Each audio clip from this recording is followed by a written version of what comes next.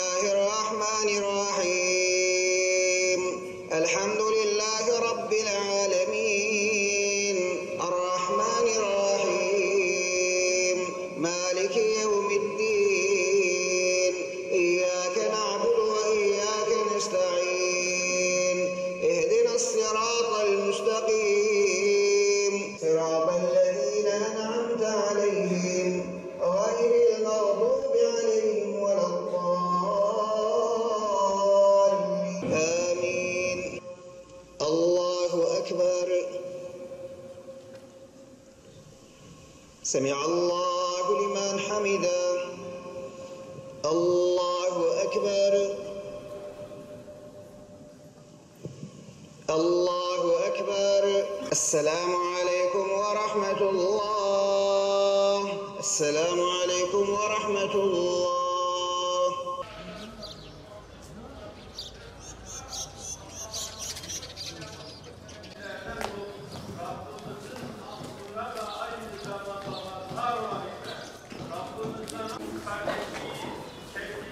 Bu bayramların bize bakacağı bir başka husus, özellikle fakirlerle zenginlerin arasındaki uçurumun derinleşmemesine bir vesile kılmaktır.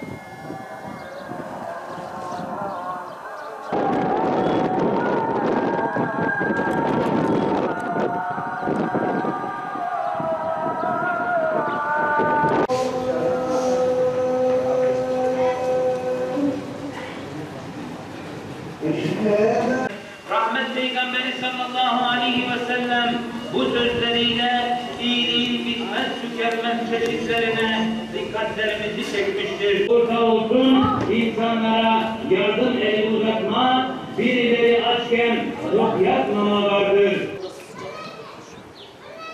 Bismillahirrahmanirrahim.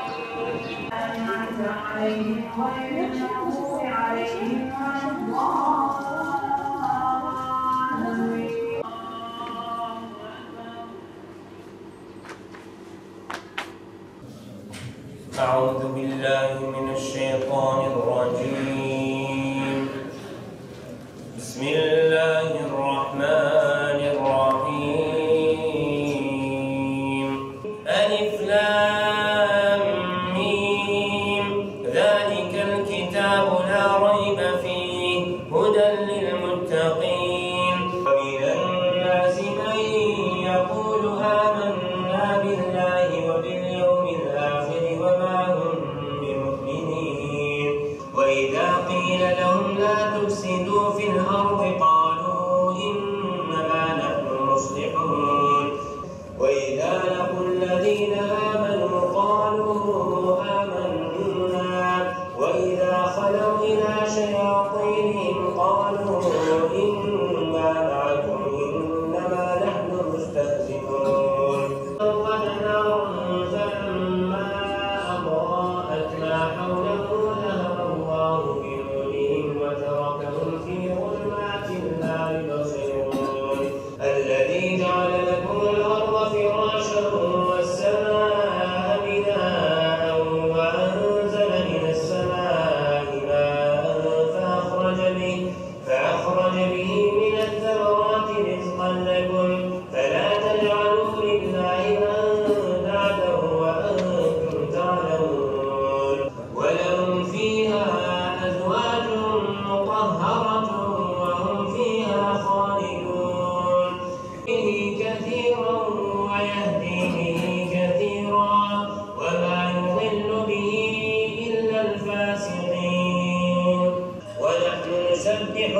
بحمدك ونقدس لك قال إني أعلم ما لا تعلمون أنبأهم بأسمائهم قال ألم أقل لكم وكلا منها رغدا حيث شئتما ولا تقربا هذه الشجرة فتكونا من الظالمين والذين كفروا وكذبوا بآياتنا أولئك أصحاب النار هم فيها خالدون. İçinde bulunduğumuz hafta resmi olarak Diyanet İşleri Başkanlığı tarafından camiler ve din görevlileri haftası olarak ilan edilmiştir. Biz de bu vesileyle ittihat olarak bütün din görevlilerimizi, imamlarımızı ve bu dine hizmet eden bütün görevlilerimizi tebrik ediyoruz. Çalışmalarında başarılar diliyoruz. Bununla beraber camilerimiz hakikaten tarih boyunca daima ibadetin merkezi olarak kabul edilmiştir. Müslümanların ibadetgahı olarak, Müslümanların toparlandığı, Müslümanların birlikteliğinin sağlandığı, Müslümanların ıslahının sağlandığı mekanlar olmuştur. Camilerdeki minberler, kürsüler, mihraplar hep bu manada görev yapmışlardır. Dolayısıyla bugün her zamankinden daha çok camilerin gerçek fonksiyonlarını icra etmeye ihtiyaç vardır. Toplumumuzun buna ihtiyacı vardır. Toplumumuz manevi olarak camilerimizin birer hastane olarak toplumumuzun hizmetine sunulması gerektiğine inanıyorum. Aynı şekilde görevlilerimiz, imamlarımız, müezzinlerimiz, müftülerimiz, vaizlerimiz de bu toplum için birer manevi doktor görevini görmeleri gerektiğine inanıyoruz. Toplumumuz gün geçtikçe maalesef camiden, cemaattan, ibadetten mahrum kaldığı için camilerimiz çok yetim kalmıştır. Camilerimiz cemaatsiz kalmışlardır. Camilerimiz bugün maalesef birkaç yaşlıya adeta bırakılmış bir vaziyettedir. Bu içler acısı bir durumdur. Camiden kopuk bir toplumun geleceği yoktur. Peygamber Efendimiz sallallahu aleyhi ve sellem camilere ne kadar önem verdiğini hepimiz iyi biliyoruz. Yeryüzündeki bütün camiler Kabe'nin birer şubesi mesabesindedir. Allah-u Teala'nın evleridir. Yeryüzünün en değerli mekanlardır. Dolayısıyla halkımızın Allah-u Teala'ya kulluk görevlerini yapabilecekleri en güzel yerler şüphesiz ki Allah-u Teala'nın evleri olmalıdır. Çocuklarımızla camilerimiz şenlenmelidir. Toplumumuz camiye alışmalı, alıştırılmalıdır. Toplumumuz camilerde cami imamlarımız tarafından hizmet edilerek toplumumuzun ıslahı sağlanmalıdır. Camilerimiz aktif olmalıdır.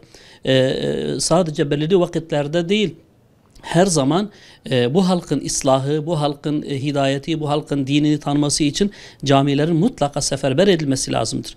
Bugün çocuklarımız, gençlerimiz, neslimiz maalesef büyük bir ahlaksızlık, büyük bir kötülük buhranı içerisinde adeta ölüm kalım savaşını veriyor. Dolayısıyla ne yapıp camilerimizin bu toplumun ıslahında aktif hale getirilmesi gerekir. İmamlarımız bu hususta gönüllü olarak hizmet etmeleri gerekir. Yani günde 5 vakit namaz için açılıp kapanan bir mekan haline getirilmemeli camilerimiz. Adeta cezaevleri gibi kapıları işte namazdan sonra kapatılan ve sadece namaz vakitlerinde açılan bir yer olmamalıdır. Bu toplumun camilere ihtiyacı vardır. Çocuklarımız, gençlerimiz, neslimiz artık ibadetsiz bir hayata sürükleniyor. Her türlü kötülüklerin içerisine sürükleniyor.